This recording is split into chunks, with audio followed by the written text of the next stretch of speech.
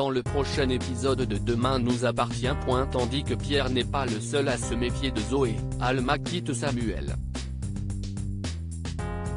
Victor devient quant à lui l'agent d'entretien d'Agnès Varda. Attention, les paragraphes qui suivent contiennent des spoilers sur l'épisode de Demain nous appartient diffusé demain soir sur TF1. Si vous ne voulez rien savoir, ne lisez pas ce qui suit. Mardi 4 janvier dans Demain nous appartient. Pierre n'est pas le seul à se méfier de Zoé. Pierre est convaincu que la femme qui est revenue dans leur vie n'est pas Zoé et qu'elle usurpe son identité uniquement dans le but de toucher l'héritage de son ex-femme. Aurore, qui ne croit absolument pas à cette théorie, pense que son père s'accroche à cette idée pour ne pas assumer ce qu'il lui a fait subir 23 ans plus tôt.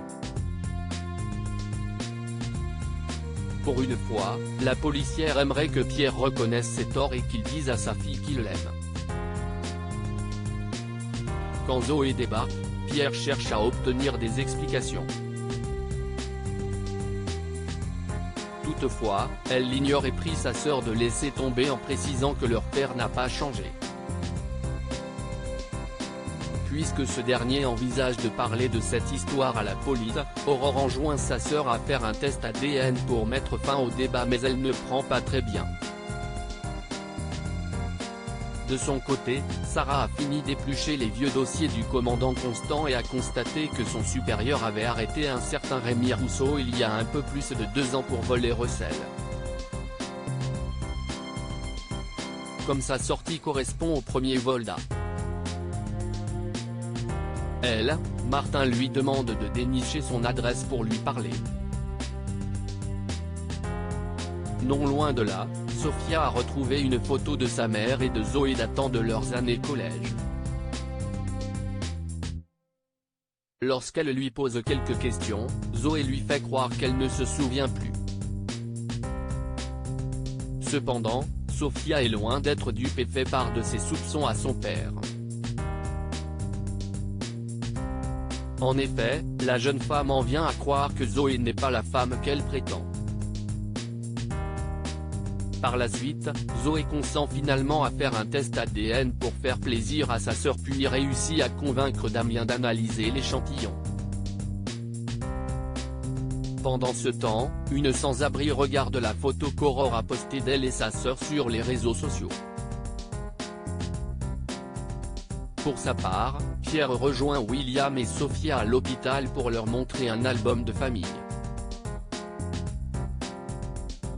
S'ils reconnaissent immédiatement Aurore, ils ont en revanche beaucoup de mal à établir des similitudes entre Zoé et celle qui vit actuellement chez eux. Refusant que sa fille et ses petites filles se fassent escroquer, Pierre a bien l'intention de tout mettre en œuvre pour percer ce mystère. William l'incite quant à lui à attendre d'abord les résultats ADN avant de faire quoi que ce soit. Ayant parfaitement conscience qu'il n'a pas été un bon père, Pierre déclare que si Zoé était revenue, il n'aurait pas hésité à lui demander pardon pour tout le mal qu'il lui a fait. Le soir venu, Aurore laisse son père ouvrir les résultats ADN. Et si tout indique que la femme assise en face de lui est Zoé, Pierre compte bien prouver que ce n'est pas sa fille. Alma quitte Samuel. Alma et Samuel sont de retour d'une semaine au ski mais leurs vacances ne se sont pas passées comme prévu puisqu'ils n'ont rien partagé. Tandis qu'il lui reproche de ne pas savoir vivre sans routine, Alma a pour sa part bien remarqué son comportement à l'égard de Victoire. Le docteur Chardot met alors fin à cette dispute en déclarant qu'il dormira dans la chambre d'Adrien car quoi qu'il fasse en ce moment, elle ne le supporte plus. En effet, la professeure d'anglais ne parvient plus à prendre sur elle en ce moment et finit même par prendre une décision radicale. Elle rejoint donc Samuel à l'hôpital et lui annonce qu'elle met un terme à leur histoire. Pour lui, sa réaction est un peu exagérée mais Alma lui rappelle que cela fait quelque temps que leur histoire se dégrade. et d'ajouter qu'elle préfère qu'ils se séparent maintenant avant qu'ils ne se détestent. Tout comme Leila, elle estime que Samuel n'est pas fait pour la vie de couple et que ce n'est pas à son âge que les choses vont changer. Par la suite, Samuel apprend la mauvaise nouvelle à son père.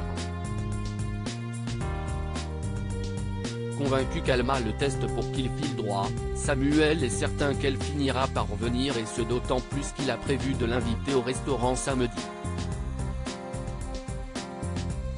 En parallèle, Alma fait part avec une certaine émotion à Audrey de sa rupture avec Samuel. Persuadée qu'il est tombé amoureux de Victoire, elle regrette de s'être voilée la face aussi longtemps. Puisqu'elle n'a nulle part où aller, Audrey l'invite à s'installer chez elle le temps de trouver quelque chose. Chez les Roussel, Jordan indique qu'il aurait bien aimé que sa mère sollicite son avis avant de laisser sa chambre à sa professeure. Mal à l'aise, Alma préférerait aller à l'hôtel mais Audrey rétorque que c'est important pour elle de l'accueillir après tout ce qu'elle a fait pour eux par le passé. La nuit tombée, Samuel rentre et découvre un mot d'Alma dans lequel elle explique qu'elle remettra le double des clés à Aurore quand elle aura récupéré le reste de ses affaires. En comprenant que la décision d'Alma est définitive, il regrette de voir qu'elle le raye de sa vie en un claquement de doigts. De son côté, William lui rappelle que leur couple battait de l'aile depuis quelques mois déjà puis lance que si Benjamin n'avait pas été avec Victoire, il l'aurait quitté sans scrupule. Pour se vider la tête, Samuel entend faire des choses utiles comme Benjamin. Dans la mesure où William est certain qu'il ne lâchera jamais son petit confort pour la bonne cause, Samuel appelle Benjamin pour obtenir des renseignements sur sa mission humanitaire à Madagascar car cela pourrait l'intéresser. Victor devient l'agent d'entretien d'Agnès Varda en apprenant que Victor n'a toujours pas contacté Chloé pour le poste d'agent d'entretien du lycée Agnès Varda. Mona l'attend au pied de son immeuble. Quand elle cherche à savoir pourquoi il ne l'a pas appelé, Victor raconte qu'avec son bracelet, c'est beaucoup trop compliqué.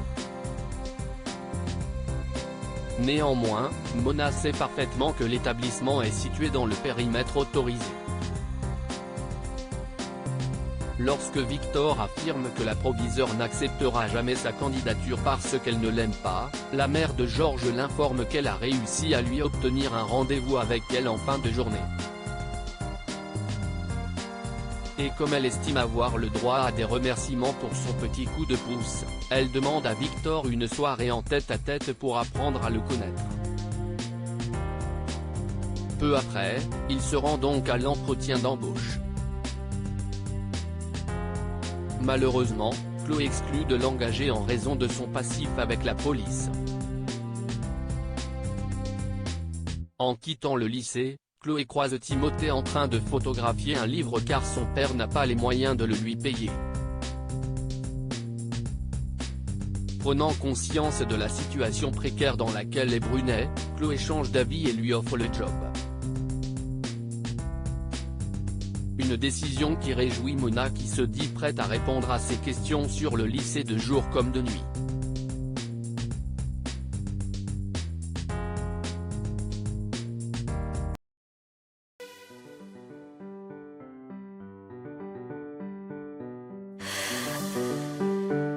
The man I love just had